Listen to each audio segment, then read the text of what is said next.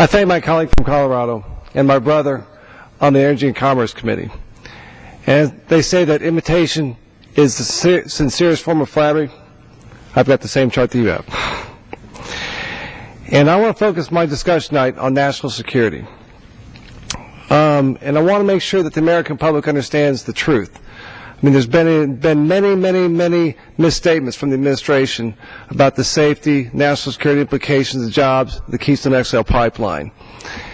And while every American can have their own opinion, no American can have their own version of the facts. And that's why we're here tonight, to give the American people the facts. This is the Keystone pipeline, as my colleague alluded to. And there are actually two Keystone pipelines.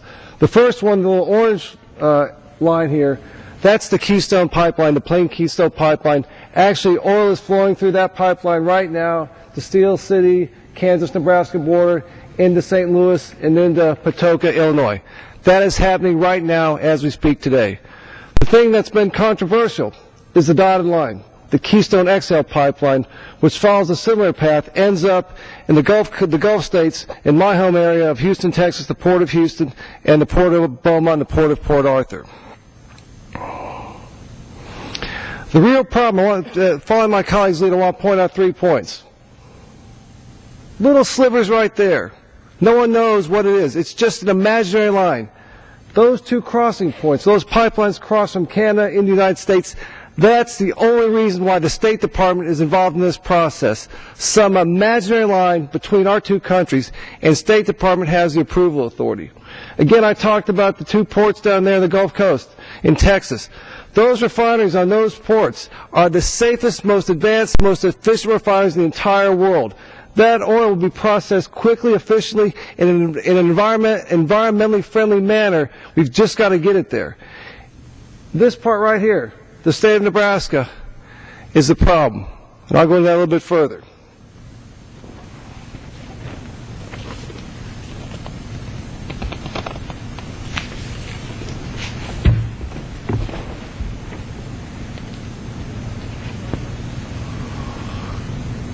As the American people can see, this is a map of the central part of the United States where the Keystone pipeline comes through. And just to get you oriented here, the yellow line that's hard to see, that's the Keystone pipeline, the one that's existing right now, the one that actually oil is flowing to Illinois as we speak. The dark green line here is a proposed path for the Keystone XL pipeline. And the reason the administration is given for not approving this pipeline is because of this big pink area. And that's the Ogallala Aquifer that runs, it's mostly in Nebraska, and as you can see, goes into my home state of Texas. All these other lines here, all these arteries, all these little spin-offs, those dark lines, you know what those are? Those are pipelines. Pipelines that are going all through that aquifer.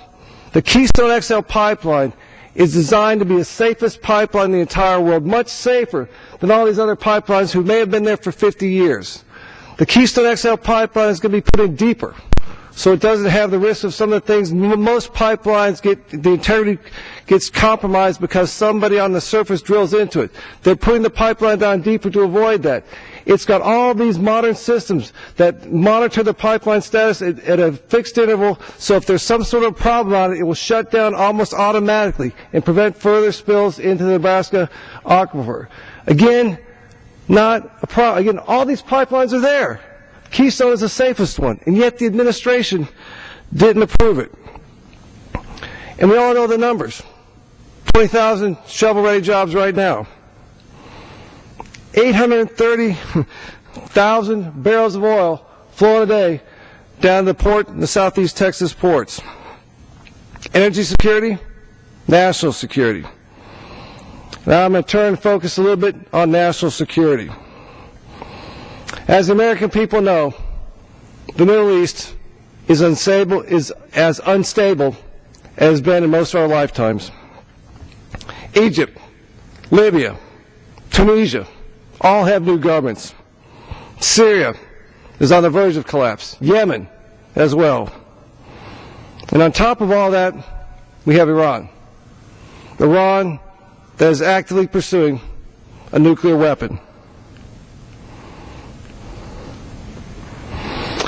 The world seems to be growing its appreciation of the threat that a nuclear-powered Iran has to our whole world's security. We in Congress here passed a bill imposing sanctions on the Iran National Bank. The European Union passed sanctions on Iran just this past week, preventing them from purchasing any oil from Iran. But the Iranians responded just the way they thought, with lots of swagger, with lots of bravado, and what did they do? They talked about shutting down the Strait of Hormuz. Next slide, please.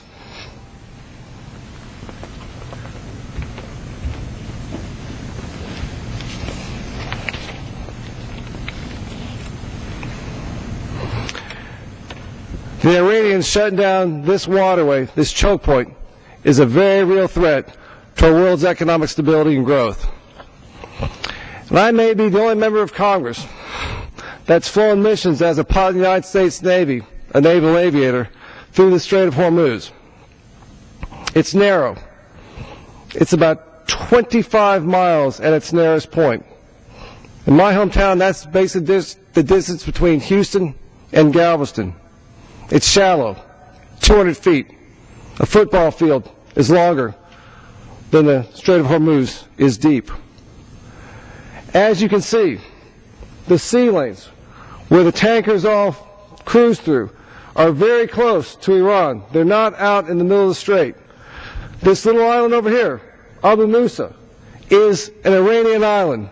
So all the traffic going through that strait have to pass basically through Iran on one side, Iran on the other side.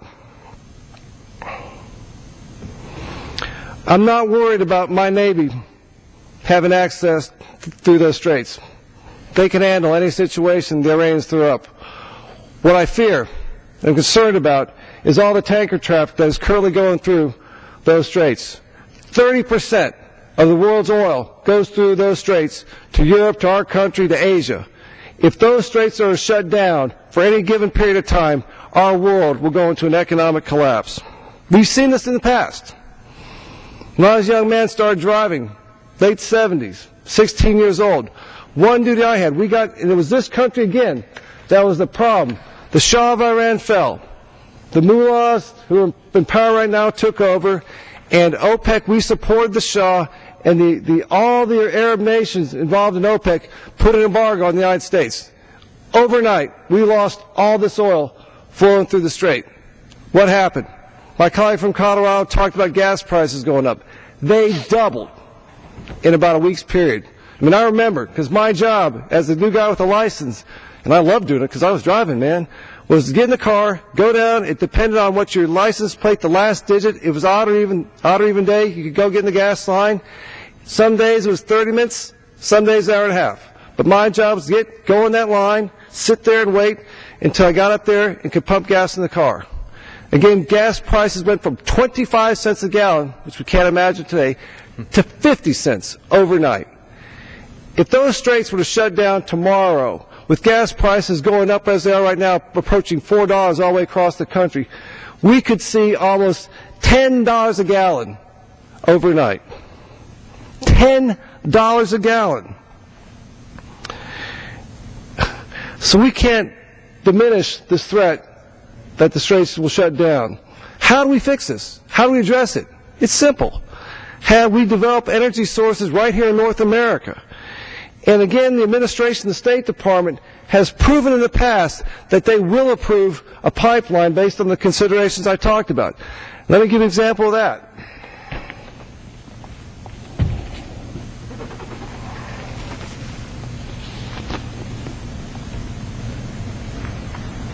Again, lots of pipelines coming from Canada to our country.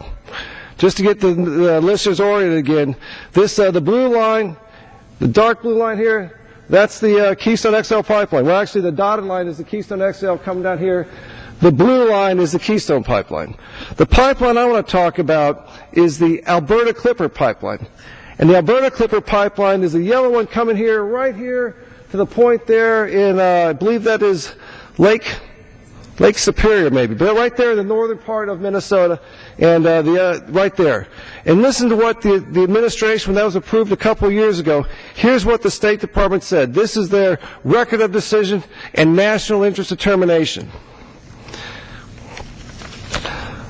The Department of State has determined, through review of the Alberta Clipper Project application, that the Alberta Clipper Project would serve the national interest in a time of considerable political tension in other major oil-producing regions and countries by providing additional access to approximate, stable, secure supply of crude oil with minimum transportation requirements from a reliable ally and trading partner of the United States with which we have free trade agreements and further augments the security of this energy supply. If that was true 3 years ago for this pipeline, isn't it more true today for the Keystone XL pipeline?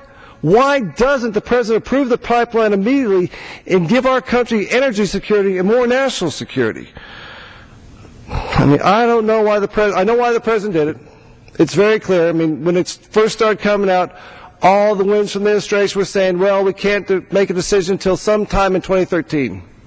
The American people know what happens between now and 2013. There's a presidential election. The American people need a leader. They need someone to step up and do what's right for the country, do what's right for our security.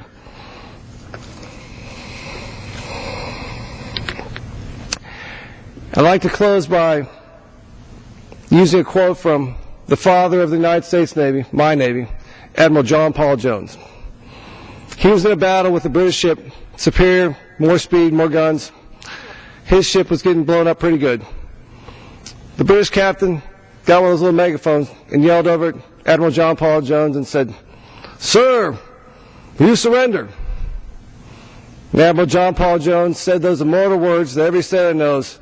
He yelled back, "Sir, I have not yet begun to fight." American people should know that House Republicans have not yet begun to fight for the Keystone XL pipeline. I yield back the balance of my time. I thank the gentleman for his leadership tonight. And before he